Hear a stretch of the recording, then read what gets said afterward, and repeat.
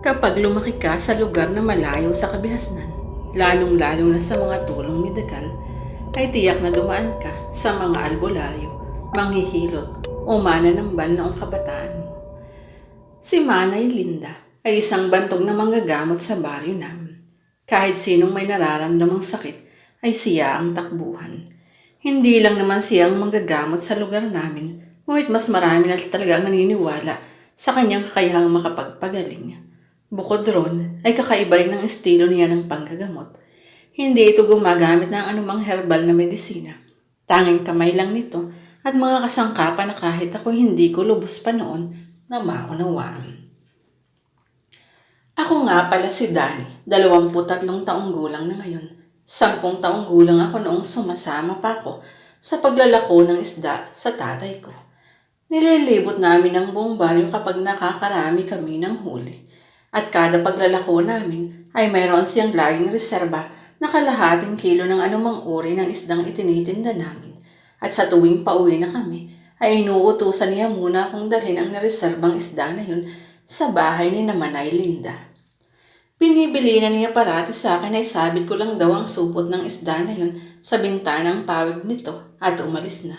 Huwag daw akong tatanggap o lalong-lalo na humingi ng bayad para roon. Noong una naisip ko, baka tulad ng ginagawa ng iba, ay tumatanaw lang din ng utang na loob si Itay para sa panggagamot nito sa amin sa tuwing may sakit kami. Dahil minsan na rin akong isinugod sa pamamahay nito kahit 10 oras na ng gabi.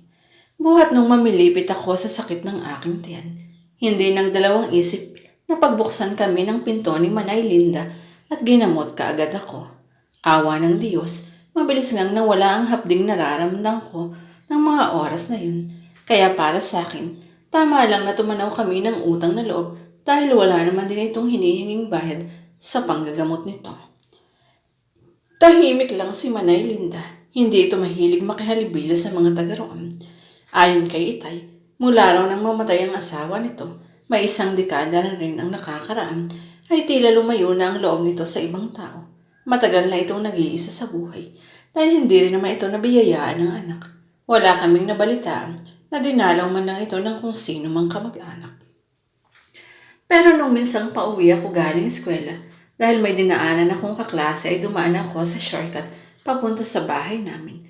Iyon din ang kalsadang madadaanan ang tirahan ni Manay Linda.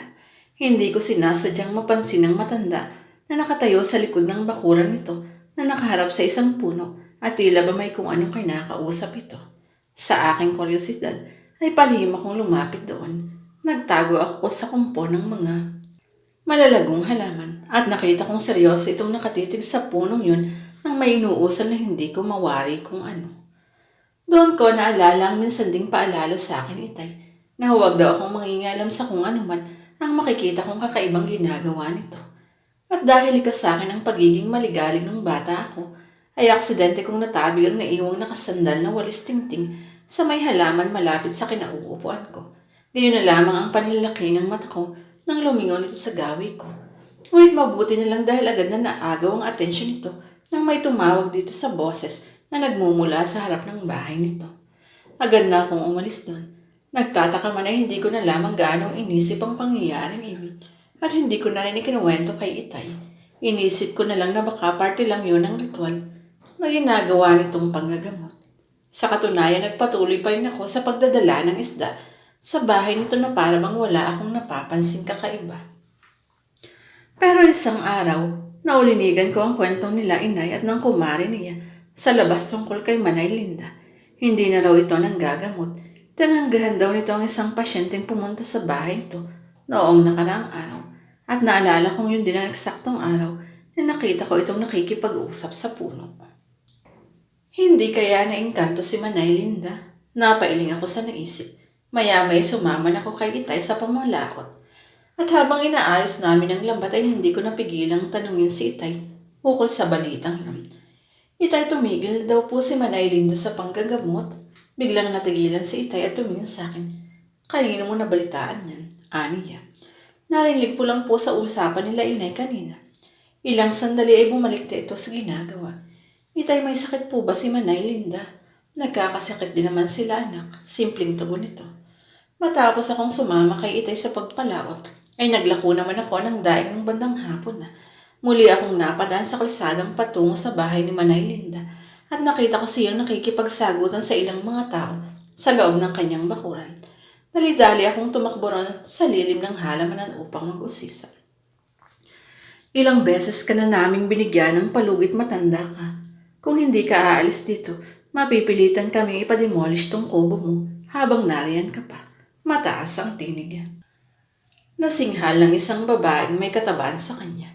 Hindi na tinag si Manay Linda sa kinatatayuan niya. Blangkong nakatitig lang ito sa babae kahit sa pagkauyam, marahil nito ay inagaw mula sa kamay niya ang hawak na walis tingting at ibinato nito iyon sa kanya. Pagkatapos ay dinuraan siya nito. Sa susunod na balik ko rito, dapat wala ka na. Duro nito sa kanya bago umalis. Pinapaalis si Manay Linda sa tirahan niya. Hindi ko maiwasang makaramdam ng awa rito. Kung mawawalan ito ng bahay, ay saan siya pupunta? Naikwento ko iyon kay Itay habang kami naghahaponan. Baka sa mga mukha nilang pag-aalala para sa kalagayan ng matanda. Mabilis na kumalat ang balita tungkol sa pagpapaalis kay Manay Loring sa tirahan nito. Kaya nang sumunod na araw, ay nakipagtulungan ng kapitan namin na puntahan ng matanda sa bahay nito upang kausapin ito nang mabigyan ng solusyon ng problema nito. Nagkaisa ang mga kabayo namin na tulungan itong humanap ng bakanting lote upang pagtayuan ng panibagong kubo para dito. Ngunit bahagya silang nagulat ng tanggihan niyon ng matanda. Nagpasalamat lamang ito sa kabutihang inaalok. Pero ayaw daw nitong iwan ang tahanan kung saan ito. Nakapiling ang yumaong kabiyak. Hindi man alis ang pag-aalala ng mga kabayo namin para rito, ay wala naman silang nagawa para pilitin pa itong lumipat. Isang bagay lang daw ang sinigurado nito sa kanila bago sila umalis, na wala na raw silang aalalahanin. Lumipas ang ilang linggo. Hindi ko na nga muling napansing bumalik pa yung babaeng nagpapalayas kay Manay Linda. Naisip kong baka naayos na nga nila kapitan ang problema sa lupa ng matanda. Ngunit isang araw, palabas na kami ni Itay ng bakuran na magsisigaw na lang ang kaibigan kong si Istoy habang tumatakbo sa kalsada. Hinatak nila ko at si Itay para dalhin sa ilog. Pipi si Istoy kaya hindi namin malaman ang dahilan ng takot at pagsigaw nito.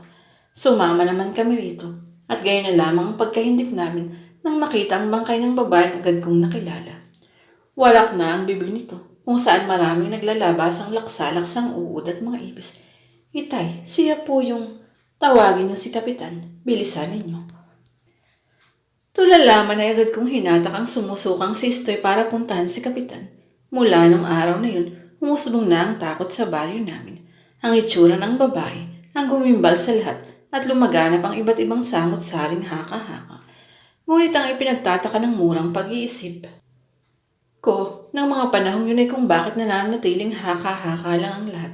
Walang pulis o kung sino man ang pumunta ron upang mag-imbestiga ukol sa nangyari sa babae. Sa tuwing tinatanong ko naman sila Itay at Inay, ay pareho lamang ang paulit